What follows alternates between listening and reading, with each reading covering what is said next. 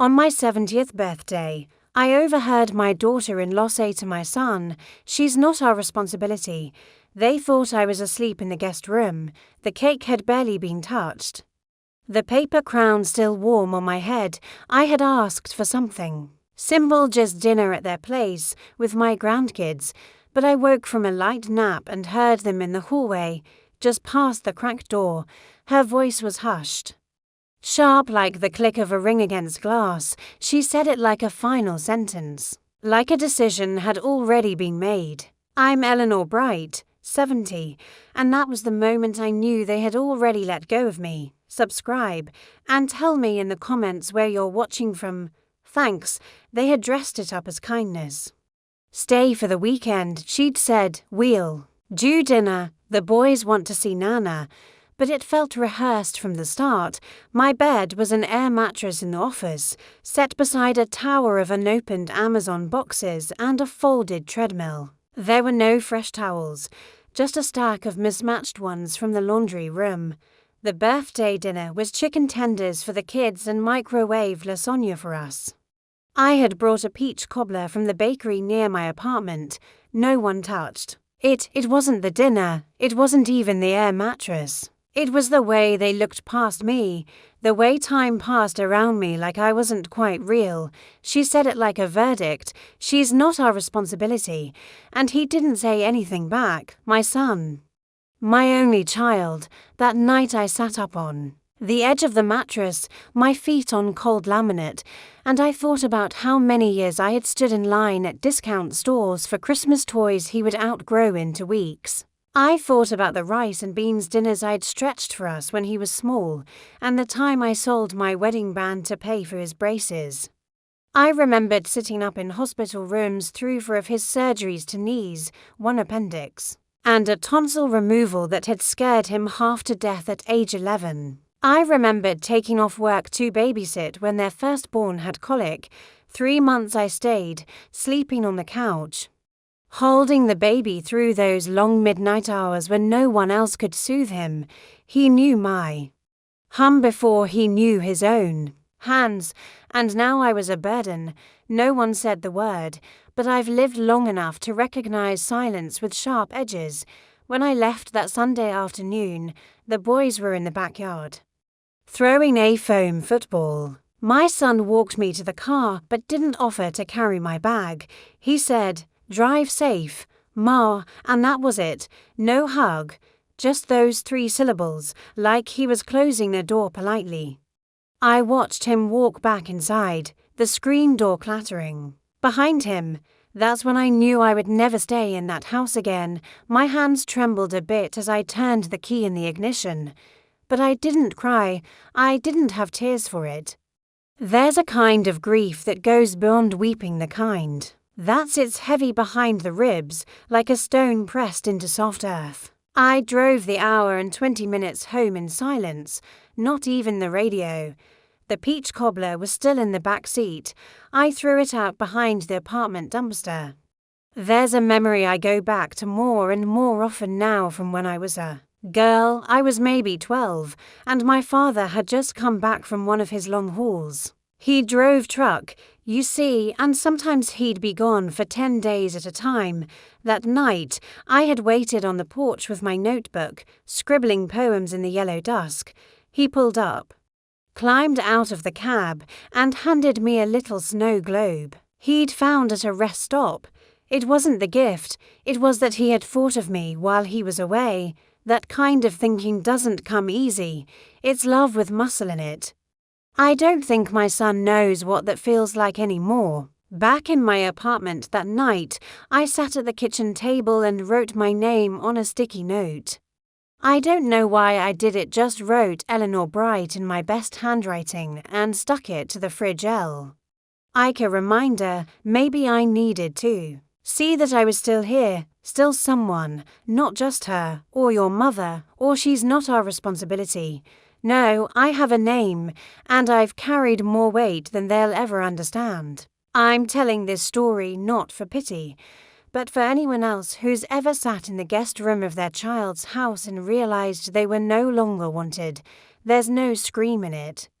No slam doors or final fights, just the slow, quiet understanding that the people you poured your love into, the ones you shaped your entire life around, have moved on without you. You don't realize how long your shadow has stretched across someone's life until they step out of it and keep walking.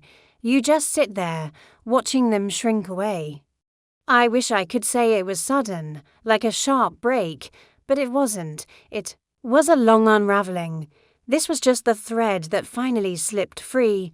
I went to bed early that night with all the lights off, even the porch light. I didn't brush my hair. I didn't warm the heating pad for my knees. I just lay there, eyes open, thinking of my own mother's hands, how she used to press warm towels to our faces when we had fevers. She died before my son was born. She never got the chance to be forgotten. That Monday morning, I called my cousin Geraldine. We hadn't spoken in nearly a year, not for any reason. Just life and time and the way things drift. But she picked up on the second ring, like she'd been waiting for me. "Ellie," she said, "I was just thinking of you." And I believed her. I told her I wanted to talk about something. "Something important," she said. "Come on by, I'll make coffee." And so I did. I remember a time when everything I did was for someone else, not because I had to, but because it was the rhythm of my heart, the only way I knew how to live. You give and give and give again, and you don't stop to ask if anyone notices. You just keep your hands busy and your voice soft, and you call that love. At least I did. I was 19 when I had my son, Michael. He came into the world on a Sunday morning after 13 hours of labor. I remember the nurse handing him to me, saying, "He's got your lips." And I held him like he was already the best part of my life. His father left before the year was out, said he wasn't cut out for it, disappeared like steam off a stovetop. I never chased him. I didn't have time. I had formula to buy, a crib to assemble, shifts to pick up. We lived in a one-bedroom on the east side of Milwaukee. The kind of building where the pipes knock at night and the windows don't quite seal. I used to rock Michael to sleep beside the radiator, humming the same song my mother once sang to me. I worked nights cleaning offices downtown, floors that gleamed under shoes that never noticed. During the day, I walked him to the library, the food pantry, the park when the snow wasn't too deep. I did what women do when they have no choice. But to survive, I stitched peace together from borrowed time. By the time Michael was 7, I had moved us to a duplex on 17th and Greenfield. It wasn't much, but it had a patch of yard in the back and a washing machine in the basement. I used to sit on the steps with a glass of iced tea, watching him kick a soccer ball against the garage door until sunset. Every scrape, every tear, every spelling test, I was there. I never missed a parent-teacher conference. Even when I had to barter shifts or bring him along in his pajamas. And birthdays, I never let a birthday pass without a cake. Even when money was tight, I'd bake from scratch, wrapping little dollar store gifts in Sunday comics to make him laugh. He'd wake up to balloons taped to the kitchen chairs. I wanted him to feel joy even when I didn't have much to give. That's how you raise a child who feels safe in the world. When he got older and started playing basketball, I was in the stands for every game, even if I had to sit on the floor with my back against the wall because the bleachers hurt my knees. I kept every program, every picture, every ribbon I used to iron his uniform myself. Even when he said it didn't matter, it mattered to me. College came, and I took out loans under my name because his financial aid didn't cover enough. He wanted to major in business, and I told him to reach high, reach far. I was proud, so proud. I remember packing him up, folding each shirt into his duffel bag like I was tucking away pieces of his childhood, and I smiled the whole drive there, even though my chest ached the entire way home. When he graduated, I stood in the back of the crowd, my feet swollen from hours of standing. He didn't know I pawned a bracelet my sister gave me to help pay for his cap and gown photos. I didn't tell him. That's what mothers do. We carry things quietly.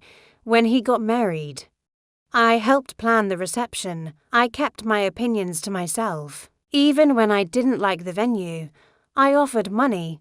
Though I didn't have much, I wore beige and stayed in the background, smiling through a kind of grief I couldn't name. It wasn't about losing him, not really. It was just that I could feel the shape of our bond changing, shifting, like I was being moved to a different place in his life, a place without a window. I was the one who bought the down payment for their first house, not all of it, but a chunk, enough to get them approved. It was a silent gift, not written, not owed, just a mother doing what she thought was right. When they had their first child, I cleared out my savings to help cover their hospital bills. I stayed overnight when they needed help, even when my back was stiff from the pull-out sofa and my blood pressure meds made me dizzy by morning. I missed doctor appointments for myself. Just so I wouldn't miss theirs, I spent Thanksgivings in their kitchen, peeling potatoes and basting turkeys while they watched football. I made sure everyone had seconds before I even filled my own plate. That's just how I was raised. The mother eats last. I bought their groceries more than once. Quietly slipped cash into coat pockets, filled up their gas tank when I borrowed the car. I made myself available for every emergency, every school play, every fever. I even kept my phone on loud every night, just in case they needed something. For years I didn't travel, didn't date, didn't do much of anything that didn't revolve around being available to them, and I never complained. I swallowed hurt like it was communion over and over, believing that it meant something, that it would be remembered, that love, when given freely and constantly, would one day circle back in a quiet return. But love, I've learned, doesn't always echo. Sometimes it just lands in silence. I started noticing the shift a few years ago. Calls became less frequent. Invitations started to feel like obligations, like someone had to remind them. I kept showing up, kept trying. I didn't want to believe what I was feeling. There was a day, not long after their second child was born, that I drove over unannounced with a lasagna and a basket of baby things. I had put together everything myself: little socks, diapers, those organic wipes she liked. I even crocheted a soft green blanket, the same pattern my mother used to make mine. But when I got there, I could tell they weren't expecting me, weren't happy either. She opened the door with a look of confusion, not warmth. "Oh," she said, "we thought you were coming next week." I stood there holding the lasagna, trying to smile while my heart quietly folded itself in half. Still, I stayed. I cooed at the baby, washed dishes, folded laundry, and when I left 2 hours later, I waved at the living room window like I always did. No one waved back. It's strange how the people you pour yourself into can become strangers without a single fight. Just 1,000 missed acknowledgements, 100 closed doors, but I kept giving. I think some part of me believed that if I gave enough, I'd eventually be seen, fully, clearly, but love doesn't always work like that, and now, as I look back on it all, I wonder who was I to them, really. A mother, yes, a grandmother, a helper, a hand, a wallet, a soft place to land, but a person? I'm not sure they ever saw me as a whole person. And maybe that's the part that hurts the most. It didn't happen all at once. That's what people often think, that love is broken by one final act. But that's not how it is, not in the real world. What happens is smaller, more silent, like the way a roof leaks, not in a sudden collapse, but in slow drips that you only notice when the wood starts to rot. I can't say exactly when the calls stopped feeling warm. Maybe it was the year after their second child was born. I'd pick up the phone, and it would already be Michael rushing through sentences. "Hey, Ma. Just checking in, kids are fine. Gotta run." I'd still be reaching for a thought when the line clicked off. The calls got shorter. then fewer, and then they stopped altogether, unless I made them. At first I told myself it was the season of life. They were busy, raising two little boys, balancing jobs and bills. I gave them every benefit of every doubt, like any mother would. I even laughed off the way my birthday started coming and going with just a text message. Sometimes not even that. Just a half-hearted happy belated from my daughter-in-law 2 days late, if she remembered at all. But it was the little things that started to change me. Like the time I offered to watch the kids so they could go to a wedding. I cleared my weekend, bought groceries I knew the boys liked, cleaned my apartment from top to bottom, laid out puzzles, stocked juice boxes. I waited all Friday evening, no call, no knock, nothing. The next morning, I got a text from Michael that just said, "Never mind, found someone else, no apology, no explanation." Like I was a last-minute option that they'd forgotten to cancel. I held that phone in my hand for a long while, just staring at the words. Then I deleted it, and I didn't say anything.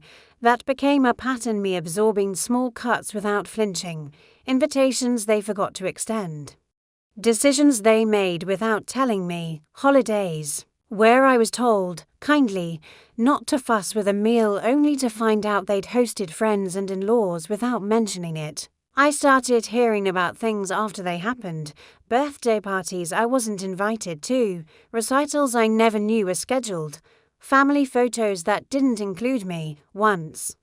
I saw a picture on social media, the four of them at a pumpkin patch. The boys in matching flannel shirts, her in a scarf, Michael holding the youngest on his shoulders. I clicked on the image and stared at it, longer than I should have. There wasn't any space for me in it, not even the idea of me. Still, I said, "Nothing. You tell yourself that it's not personal, that maybe you're imagining it. You were tired that day, or too sensitive, or too expectant. You learn to shrink your needs down into something small enough to hide behind your ribs." I began noticing how my calls always went to voicemail, not every time, but more often than not.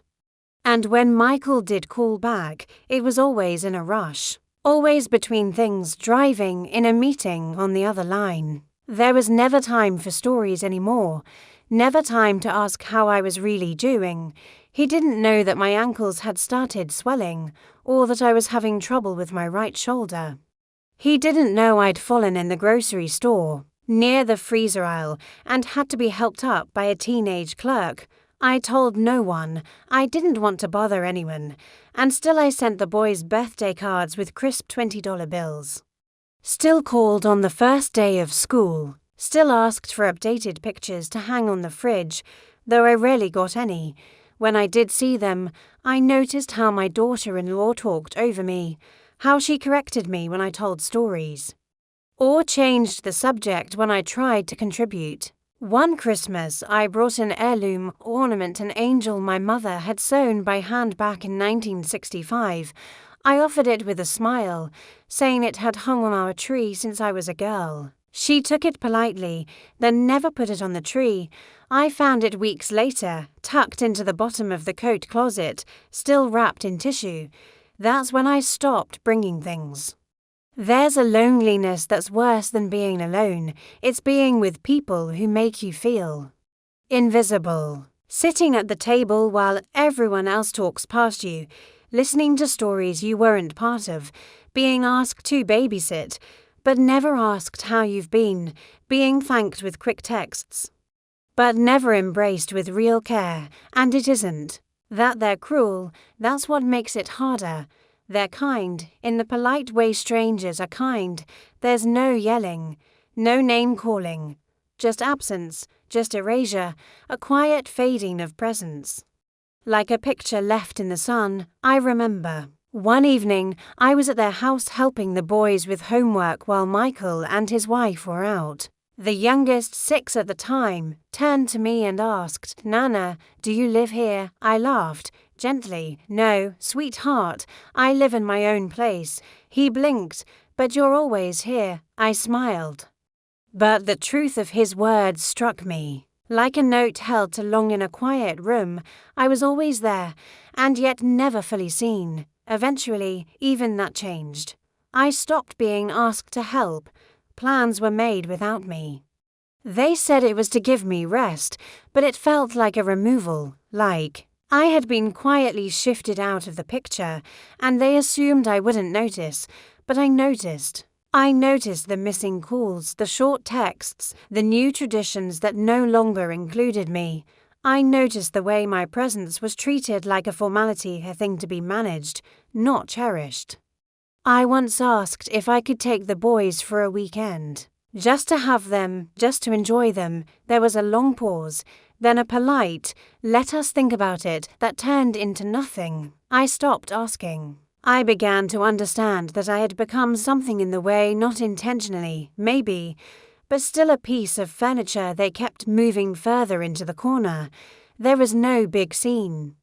No confrontation, no shouting match, just 100 quiet hurts, 100 small dismissals, and eventually I stopped reaching out as often, not because I stopped loving them, but because I needed to see what they would do with the space.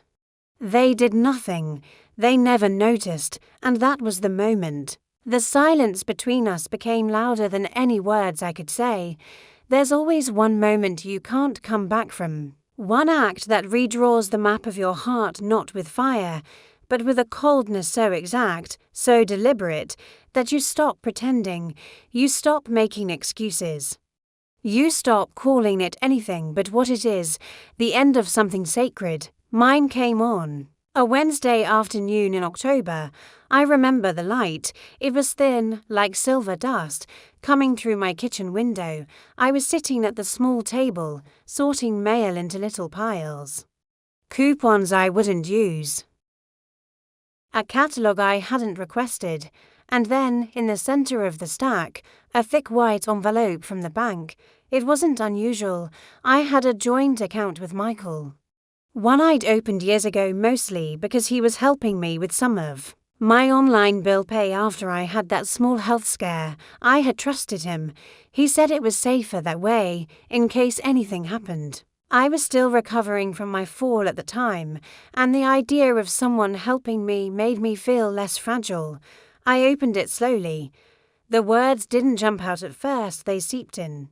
It was a transaction history, several transfers, large ones. One dated back to March, $10,000, another in May, $5,000, a third just 3 weeks earlier. I read and reread the numbers, my hands going still, breath caught in my throat. It didn't make sense. I didn't remember authorizing any of that. At first, I told myself maybe it was a mistake, a misprint, maybe I had forgotten something.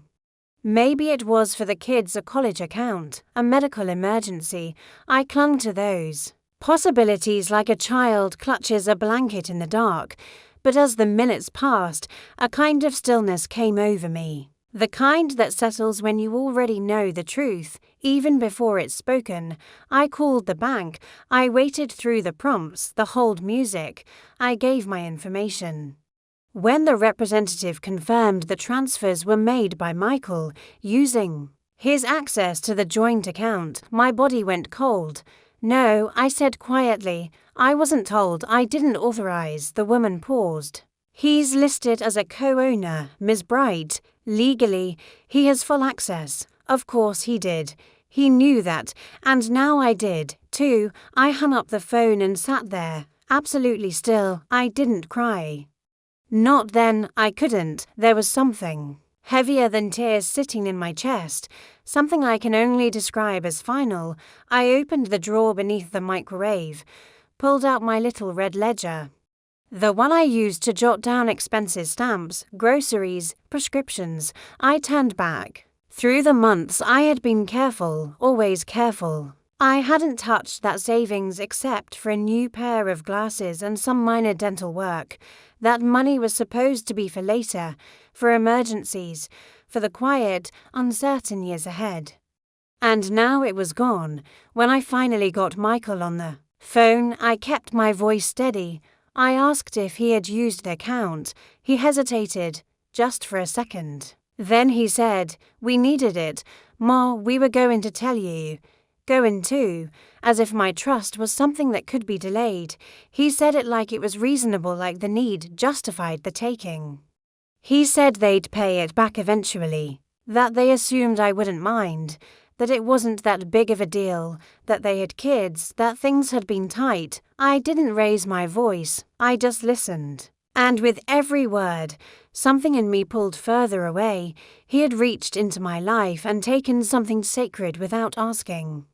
And the worst part, the part that still stings when I lie awake at night, is that he didn't think I'd notice. Or worse, didn't think I had a right to.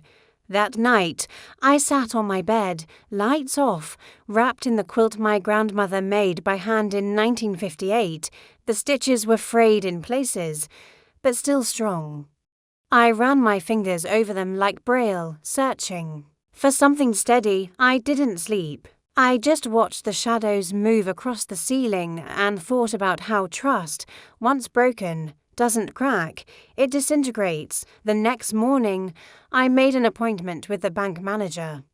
I had the account closed by the end of the week, opened a new one in my name only. I didn't tell Michael. I didn't owe him that. 2 days later, I pulled the power of attorney documents from the fireproof box under my bed. I sat at the kitchen table with a black pen and crossed out his name. I didn't call him. I didn't send a letter. Instead, I called my cousin Geraldine. "Would you be willing," I asked, "to be my power of attorney?" She didn't hesitate. Of course, Ellie. And that was that. Something shifted in me after that, quietly, yes, but deeply, like a door had finally been closed from the inside. I wasn't angry. Not in the way people imagine. I was just done hoping. Done excusing. Done believing that love meant you had to accept being small, or used, or dismissed. They crossed a line, not with fury, but with quiet entitlement, and that, in many ways, is worse, because it's calculated. It's the kind of wound that isn't clumsy, it's precise. I had spent 70 years giving my body, my time, my money, my love, and in return, I was treated like an afterthought, a resource, a convenience, not a person. When someone takes from you without asking, they are not just taking your things. They are telling you who they believe you are. Disposable, replaceable, less, and once you see it, truly see it, there's no going back. That moment with the bank statement was the end of the story I had been telling myself for years, that I was still needed, still valued, still cherished. The story had changed, and now it was time for me to change with it. After the bank account was closed and Geraldine's name was signed neatly on the power of attorney forms, I didn't announce anything. I didn't explain, accuse, or demand. I just went quiet, the kind of quiet that feels heavy, rooted, intentional.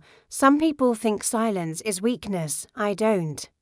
I've lived long enough to know there's a kind of silence that carries more power than any raised voice ever could. My silence wasn't a retreat, it was a reclaiming. I stopped calling Michael.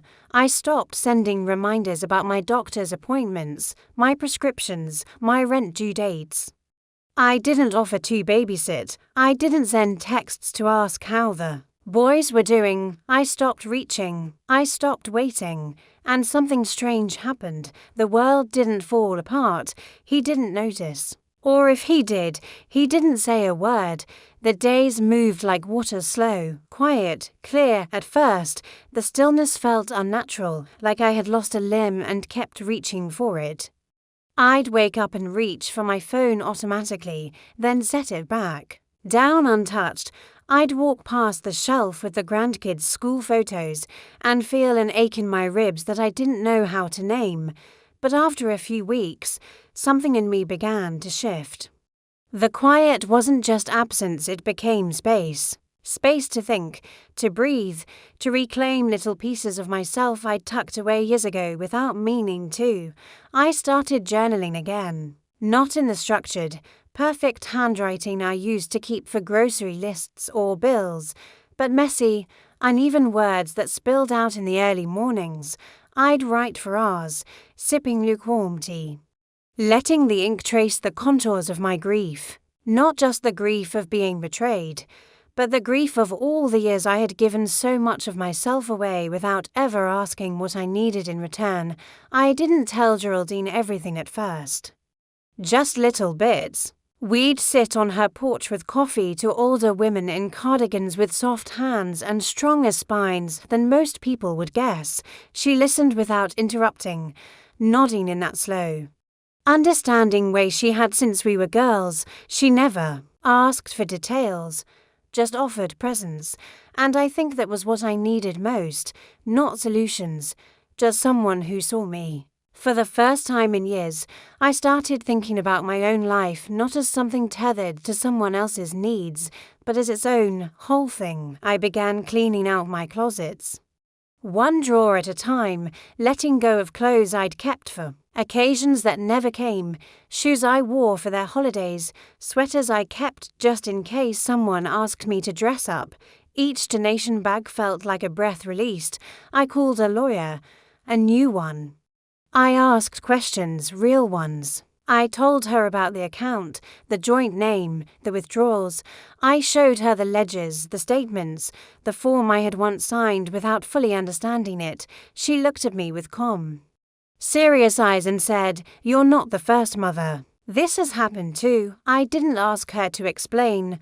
I already knew. She drew up new documents, revised my will, separated what needed to be separate, not because I wanted revenge, but because I needed clarity. I needed the law to match the truth that I was no longer in a story where trust lived without question. I went to the bank and got a safe deposit box. Inside, I put my birth certificate, my new documents, a list of accounts, a letter, not to Michael, to myself, a reminder that I existed beyond being useful, that I had value beyond being needed. At the grocery store, I stopped checking prices so anxiously. I bought the Good Hand cream, the one with the lavender scent. I started using real butter again, not margarine. I bought a jigsaw puzzle, one of those 1,000-piece scenes of a coastal town at dusk, and spent whole evenings lost in its quiet construction. I got my hearing tested, scheduled the mammogram I'd been putting off for 2 years. I told no one. I didn't need approval anymore. One morning, I walked to the library, the same branch I used to take Michael to when he was a boy, the same steps, the same smell of dust and bindings. I got a new library card in my name, just mine. Checked out 3 novels and sat in the sun to read for an hour, letting the warmth soak into my skin. I noticed I wasn't holding my phone anymore. I wasn't watching for the screen to light up. I wasn't waiting for their voices. The quiet became softer, less lonely. I began saving, not just money but energy, attention, love. I began keeping things for myself. One day, Geraldine looked at me across her kitchen table, where we were peeling apples for a cobbler, and said, "You seem lighter," and I realized I was. I hadn't raised my voice. I hadn't sent angry letters. I hadn't made any grand declarations. I had just stopped showing up in places where I was invisible, and there was power in that. I still thought about the boys, of course. About the birthdays I might miss, the school concerts I wouldn't be invited to. I wondered if one day they'd ask about me, where I was, why I didn't come around anymore. And I wondered what they'd be told, that I was tired, that I was distant, that I had changed. Let them wonder, sometimes. Silence is the only way to survive a life that no longer makes space for you, sometimes. Silence is the only answer you have left. I wasn't angry. Not in the way people expect. I was clear, and clarity, I've learned, is often quiet. I moved through my days differently now, no longer as someone waiting to be chosen, but as someone choosing herself. One morning, I sat at the kitchen window and watched a small sparrow land on the railing. It hopped twice, fluffed its feathers, and flew off, and for the first time in a long while, I didn't feel forgotten. I felt free. You don't realize How quietly a new life begins. It doesn't come with confetti or a sunrise. It comes in small, steady shifts in new routine, a clearer voice in your head. A different kind of peace in your chest when you wake up.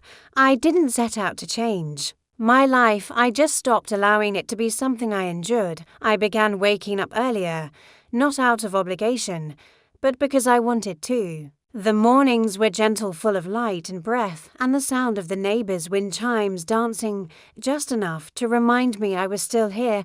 I'd make myself oatmeal with cinnamon, slice a banana across the top, and eat slowly without rushing. I wasn't rushing toward anyone anymore. There was no more last-minute babysitting, no rides across town, no baking trays for school events I wasn't invited to. The calendar that once held every family commitment, birthdays, soccer, matches, pick-up times was now clean. I replaced it with a single card above my sink that read, "You belong to yourself." At first, I thought it would feel empty. It didn't. It felt wide. That's the word that kept coming to me, wide. Like the days had stretched open and were waiting for me to walk into them fully. I enrolled in a watercolor class at the community center. I hadn't held a paintbrush since junior high, but something in me wanted to make things with my hands again, something soft, something with color. The teacher, a kind woman named Ruth with gray curls and crooked glasses, showed me how to lift the pigment with water, how to blend sky into ocean with one long sweep of the wrist. There was something healing about that motion, about learning again, about letting myself be a beginner.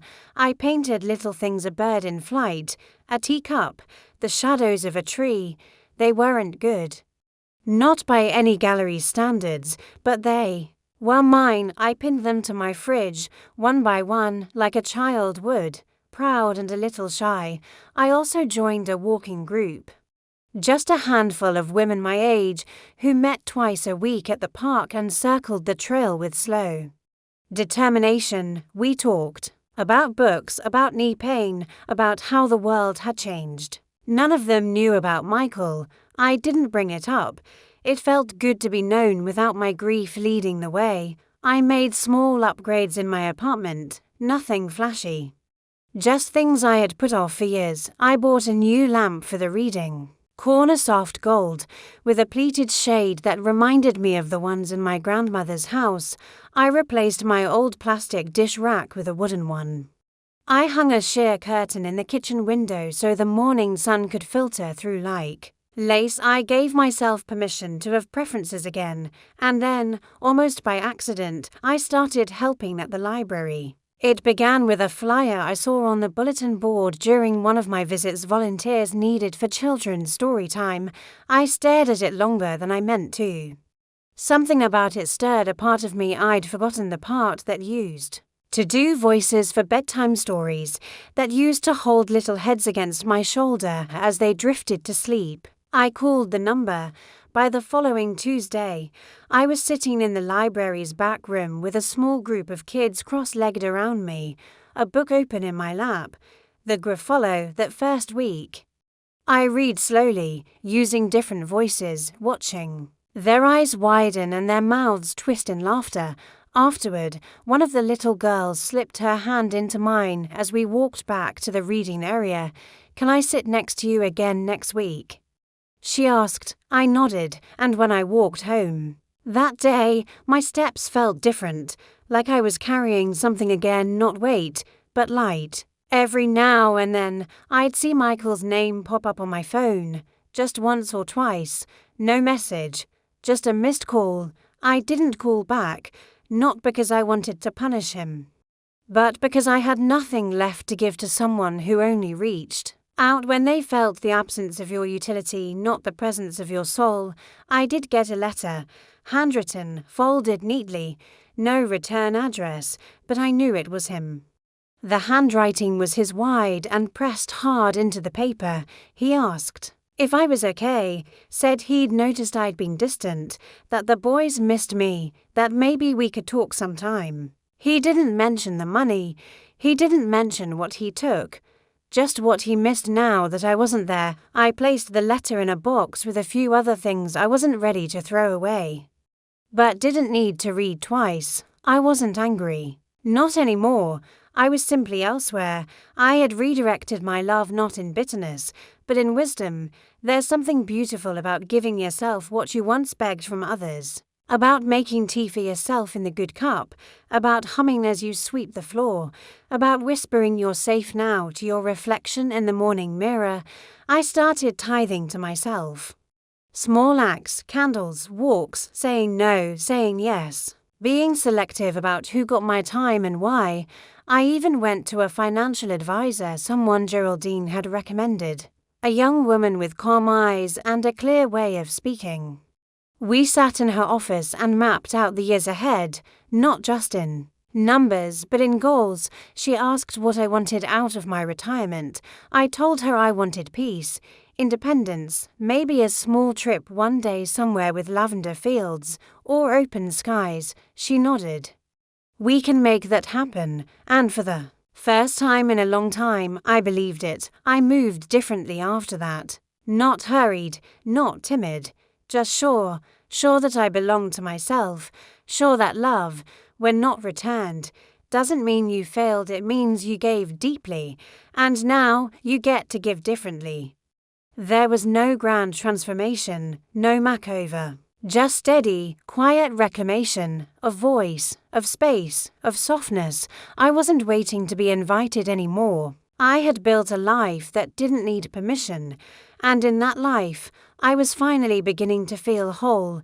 They didn't notice it at first. That's the thing about slow exits. When you stop showing up to a life that never made space for you, the quiet doesn't register right away. They keep going, same routines, same assumptions. They believe you're still in the wings waiting, willing, reachable. Because for so long, you were. I know they expected me to come back, to reach out, to forgive without being asked. They didn't say it. But I could feel it in the occasional check-ins, those cautious texts from Michael. Spaced weeks apart. The ones that just said, "Hey Ma, hope you're well," never a question, never anything real. But I didn't answer, not out of malice, not to punish. I just didn't want to teach him that silence only needed a tap on the shoulder to be undone. If I had gone back, if I had answered too soon, it would have erased everything I had learned. It would have made my healing look like a pause. It wasn't. It was a decision, and the decision had weight. I heard through Geraldine, whose niece went to the same school as one of the boys, that things weren't going so smoothly for them lately. Michael had been passed up for a promotion. His wife had picked up more shifts at the hospital. The boys were doing okay in school, but they missed a lot of aftercare pickups. Seemed like they were always running behind. I didn't smile at that news. I didn't gloat. I just took another sip of tea and nodded. Sometimes, when you remove the steady hand that always catches the pieces begin to fall. Not because you wished them harm, but because they never realized how much you were holding. I used to do all the background things they never thanked me for because they never saw them as sacrifices. I was the reminder call for dentist appointments. The one who picked up the cupcakes when they forgot about the school fundraiser. I kept the family calendar straight. I knew birthdays, food allergies, teacher names. I remembered to buy the white undershirts for the holiday concert because the kids always lost theirs the day before. And now all those things had fallen back into their lap, not maliciously, just rightfully. I remember walking past a grocery store one Saturday and seeing a woman outside wrangling two young boys, one in a stroller, the other refusing to get up off the sidewalk. She looked tired in that deep, bone-set way, the kind of tired you don't recover from in one good night's sleep. And I thought, that used to be her, my daughter-in-law, except when it was her. I was always 3 steps behind, scooping up the sippy cup, offering the snack, coaxing the tantrum away with a joke or a toy I'd hidden in my purse. I did it not because I had to, but because I loved them, because I wanted to lighten the load. But the thing about making yourself indispensable is that people stop seeing it as a gift. They start seeing it as your job, until one day you stop showing up, and they realize how many roles you were filling. I never said a word to them about the money they took, never brought it up again. But the silence, I think, spoke louder than anything I could have said. I got a message around February, a longer one. Michael said things were a bit tough, that they missed having me around, that the boys had been asking about me more, that maybe we could talk, maybe get coffee. No pressure, of course, just if I was open to it. He said he understood if I was still upset. That word upset, it made me pause. Is that what he thought this was? A mood? A temporary cloud he could wait out? He didn't know. He didn't know how far gone I was, not in anger, but in clarity. How different I had become. I thought about responding. I even drafted something, a simple message that said I was okay, that I wished them well, but I didn't send it because I wasn't ready to re-enter the version of me they were still holding onto. That version no longer existed. They lost more than a helper, more than a grandmother who brought cobblers and crafts and knew the boys' bedtime routine better than anyone. They lost someone who loved them without boundaries, who gave without invoices, who made herself smaller so they could feel supported. And they didn't lose her in a fight. They lost her because they didn't believe she could ever walk away. The truth is, when you give and give and give, and someone still meets you with expectation instead of gratitude, there comes a time when your heart folds its arms and says, no more. And not even they will hear it, only you will. And by the time they realize, it won't matter. You'll be gone in a way that isn't angry or loud but unreachable. I think the boys probably still talk about me sometimes. I hope they do. I hope they remember the songs I hummed while washing their hair, the way I traced stars on their backs to help them sleep. I hope they remember the card games and banana muffins and the little notes I used to tuck into their lunchboxes when I packed for field trips. They didn't get to choose this distance. I know that they were too young to understand the way adults can rearrange a home without touching a single piece of furniture. But I couldn't stay just to be near them, not anymore, not as someone whose name was only brought up when something needed fixing. It took time, but eventually the texts from Michael stopped altogether. No more check-ins, no more guilt-laced invitations, just a flat, wide silence between us, mutual, settled, final.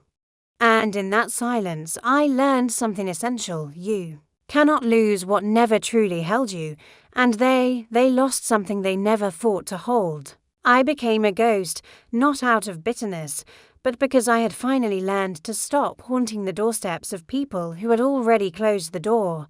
Now I sit in my own kitchen, and I light candles for no reason. I buy fresh flowers when I feel like it. I walk at sunrise because I like the quiet. And when I pass other women older, slower, softer, I wonder which ones have disappeared too, which ones have left rooms full of people who never noticed their exit. We are many, we are quiet, but we are free, and those who lost us may never quite understand what it cost, but we do. It had been almost a year since I stopped speaking to Michael, a year since I changed my documents, pulled my name out of the stories they used to tell, and began writing a quieter one of my own. I didn't mark the date, I didn't celebrate it. It wasn't a breakup, it wasn't revenge. It was just a truth that had lived long enough without being spoken. And one morning, with the kettle on and the light pouring in soft and warm through the kitchen curtain, I decided to write a letter, not to Michael, not to his wife, not even to the boys, but to myself, to the woman I used to be, the one who gave too much, asked too little, and spent decades believing that if she just loved enough, she would be safe from being left behind. I used to think healing looked like confrontation, like one final scene with raised voices. a slammed door, or tears in someone's driveway. But now I know, for some of us, healing comes in solitude. In ink, in small, steady acknowledgements. I pulled a sheet of paper from the drawer, the good kind, the thick cream stationery I used to save for thank you notes I never got around to sending. I sat at the table, and I let the pen move slowly. My hands are a little shakier now, but the words came clear. Dear Ellie, I'm sorry. I'm sorry no one told you that love was not a contract to be fulfilled at your expense, that being a mother did not mean being invisible, that your sacrifices, while noble, should not have been required to buy you a seat at the table. I'm sorry that every time you were hurt, you swallowed it. That you smiled when you wanted to cry, offered when you needed, stayed when you should have left. You thought that made you strong, and it did. But strength isn't the same as wholeness. You gave everything, and for that, you lost yourself. But I see you now. I see the way you held your family together without complaint, the way you made joy out of scraps, the way you sat through indifference and disrespect, still believing it would turn back into care if you just waited long enough. You don't have to do that anymore. You don't have to earn rest. You don't have to keep proving that you're worth loving. You already are. You are allowed to take up space in your own life. You are allowed to choose peace over proximity. You are allowed to matter to yourself. I know you miss them, of course you do, they were your life. But what they did, the silence, the taking, the casual erasure, that's not your fault, that's not your failure, that's who they chose to be. And now you get to choose too. You are not bitter. You are not broken, you are just done pretending. Let that be enough. With love, I folded the letter gently and placed it in a small wooden box beside my bed, under the stack of paperbacks I've been slowly making my way through. It's not meant to be read again. It's not a message for the future. It's a marker, a stone laid gently in the earth to say, here is where I came home to myself. That afternoon, I took a walk by the lake. There's a trail not far from my apartment, not long, but beautiful, the kind that winds through trees just tall enough to feel like shelter. I had passed it 100 times before, but never stepped into it. I walked slow, breathing in the scent of wet leaves and faint lilacs. The air was soft on my skin, and every step felt like I was returning to something I didn't know I'd lost. A man was sitting on a bench with a thermos. He nodded at me as I passed, not in a way that asked for anything, just a shared recognition of time and stillness and weathered grace. I smiled back. For the first time in a long time, I didn't feel like someone who had been left. I felt like someone who had chosen to stay with herself. That night, I lit a candle, just one, not to mourn, not to mark an ending, but to honor a kind of beginning that doesn't need fanfare. After I placed the letter in the box, I sat at the edge of my bed and looked around the room. The bookshelf with my favorites lined in uneven rows, the watercolor of a poppy field I'd painted in class, now framed on the wall, the old radio still humming in the background with soft jazz. This was my life, not loud, not grand, but mine. Sometimes I still dream of the boys, of birthday parties, and the smell of fresh crayons, and little feet thumping down the hallway toward my open arms.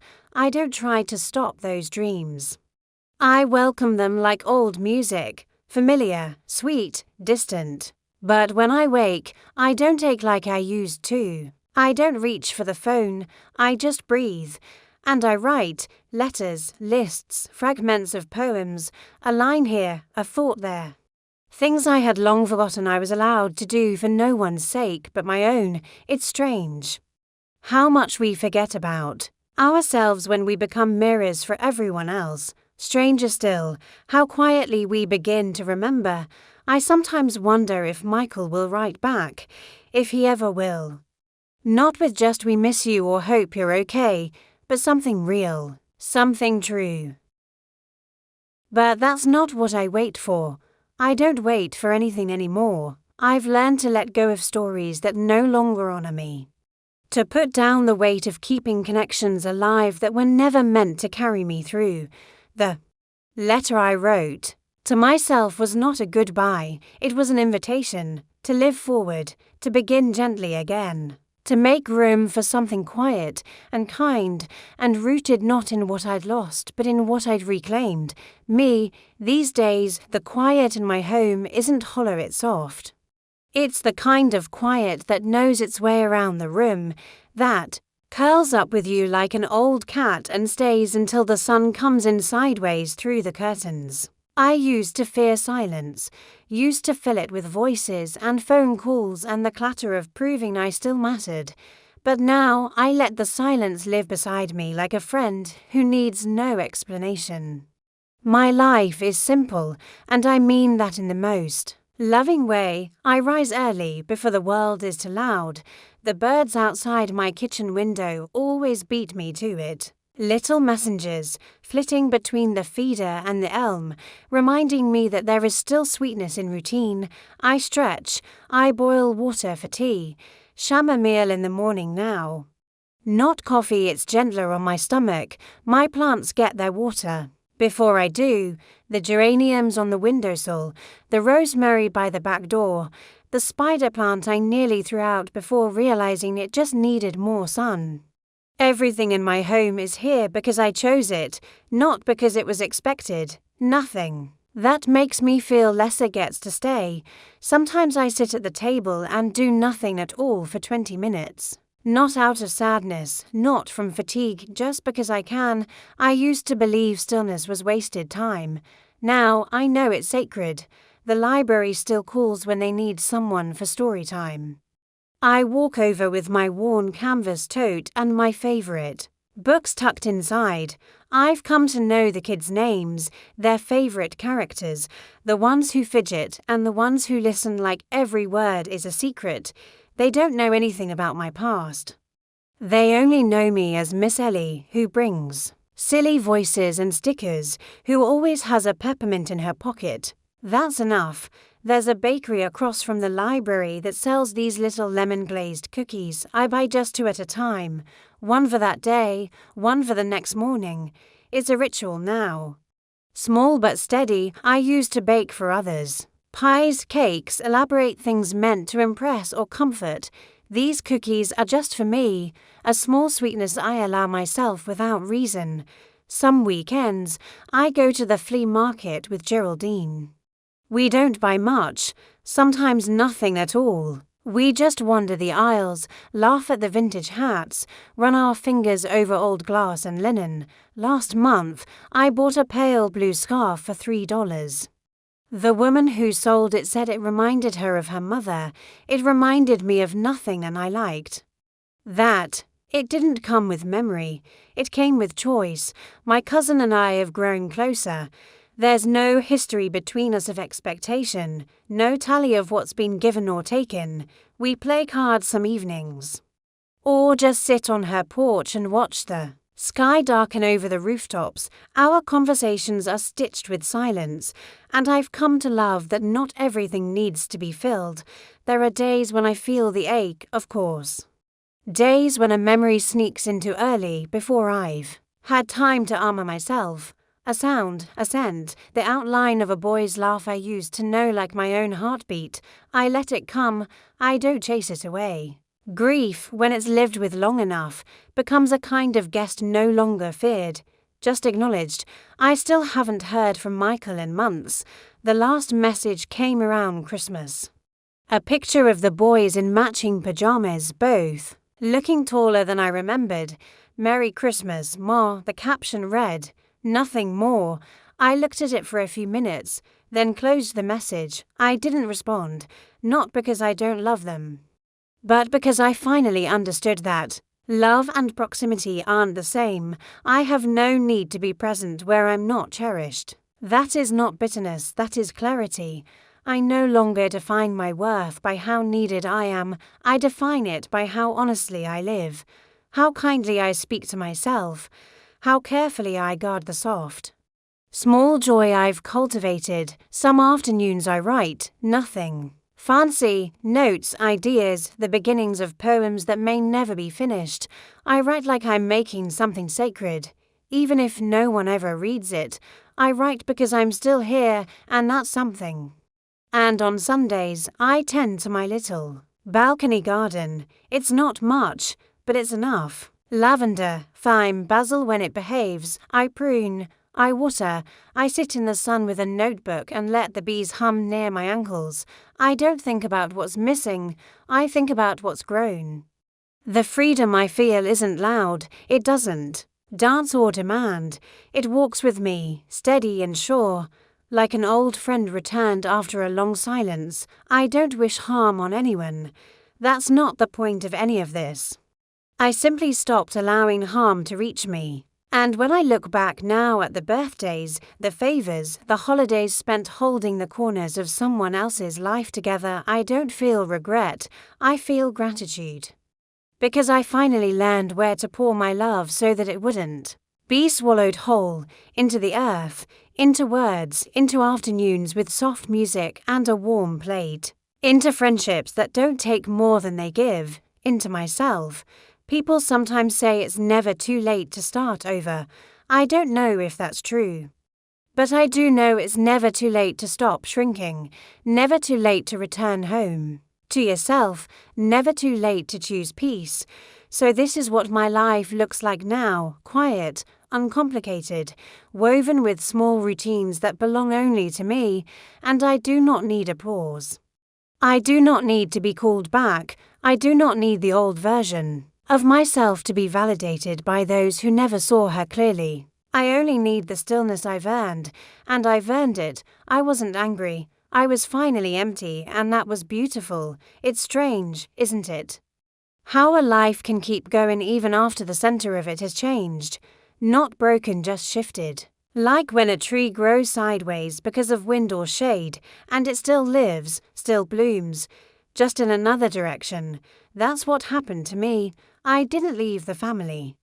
I left the room they put me in, the narrow one, the one where I was allowed to cook and care and show up on time, but not speak fully. Not need, not falter, not be seen as anything but helpful. I had lived in that room for years, kept the windows clean, dusted the shelves, smiled from the corners, and then one day I walked out. And I never went back. They didn't stop me. That's the part I carry, not the hurt, but the realization that when I stepped out of that room, no one ran after me. No one paused long enough to say, "Wait, come back, we didn't mean it that way." No one asked why. They just closed the door more quietly than I expected, and on the other side of it, I started building a different life, not bigger, not louder, just wider, truer, more mine. Some evenings, I sit on my small back stoop with a cup of tea and watch the neighborhood. Kids riding bikes to fast down the sidewalk, someone walking a golden retriever that refuses to be hurried, the young couple across the street who planted a lemon tree in their front yard. Even though the climate's all wrong for citrus, I admire the hope in that. Hope doesn't always make sense, but it's still beautiful. I haven't spoken to Michael in over a year now. I don't say that with pride or with pain. It's just a fact. A season, like a dry spell that came and never quite broke. He didn't ask me to Thanksgiving. Not last year. Maybe he assumed I'd say no. Or maybe he didn't think of it at all. I baked my own sweet potatoes anyway, the kind with the brown sugar and the crushed pecans. I sat at my table and lit a candle and gave thanks not for what I had lost, but for what I had found in the quiet that followed. There's power in that. People ask sometimes, "Do you ever think about reaching out?" And I tell them gently, reaching out to what? Because the truth is, I don't miss the noise. I miss the idea of them, the version I held onto, long after it had stopped being true. The son who still needed his mother, the family who made space at the table just because they loved me, not because they felt obligated. That version never really existed the way I imagined, and I've made peace with that. It doesn't mean I don't love them. It means I love myself more now. Enough to stop returning to a place that made me feel small. Enough to stop hoping they'd notice when I wasn't there. Enough to build a new home out of light and lavender and the kind of silence that doesn't wound. Geraldine says I've changed. You're softer now, she told me one afternoon while we folded laundry at her place. Not smaller, softer, like a woman who finally set something heavy down. And I suppose that's true. I no longer carry the weight of being the glue, the fixer, the forgiver before the apology. That weight lives with them now. If they feel it, if they don't, that's fine too. I no longer need their awareness to confirm my experience. I think about other women sometimes, women like me, mothers, grandmothers, caretakers, women who sat in kitchens for years making everything work, never once asking who would make it work for them. Women who stayed because leaving wasn't an option or because they didn't know there was another room, just outside the one they were given. If you are one of those women, I see you. I know how quietly the heartbreak comes. I know how invisible you can feel, even when everyone is looking right at you. I know the ache of being called only when something is broken, the sting of being forgotten when things go right. I know how hard it is to walk away from the place you once called your purpose, but I also know what's waiting for you on the other side. You, your voice, returned. Your name, spoken gently by your own lips, your mornings, your evenings, your peace. I have not stopped loving my family. I have stopped accepting their version of me. And that has made all the difference. Now, when I wake, I feel the day stretching. Ahead like soft fabric. No tight schedules, no heavy phone calls, no waiting for invitations that don't come. Just breath, just light. Just me. Last week, I bought myself a little gold ring. Not expensive, not flashy, just a simple band with a small engraving on the inside, still here. That's what I wear now, not their names, not their needs, just proof of my own continuation. When I walk through the market, or sit by the lake, or hold a book open in my lap with a cup of tea nearby, I feel it the hush of a life reclaimed. I used to believe I couldn't survive without being needed. Now I know I can thrive just by being known by myself. I didn't leave out of anger. I didn't walk away because I stopped loving them. I left because I finally loved me enough to stop being erased. And if they ever come to the door one day, not out of guilt or obligation, but with clear eyes and quiet humility, I might open it. But I won't step back into that old room. That room was never built for the fullness of who I am. I've spent too long learning how to live beyond it, and now that I have, I won't go back, because what I've built here in this quiet, in this space, in this honest, expansive life is not a retreat. It's a return to truth, to self, to freedom. And that, I've found, is enough.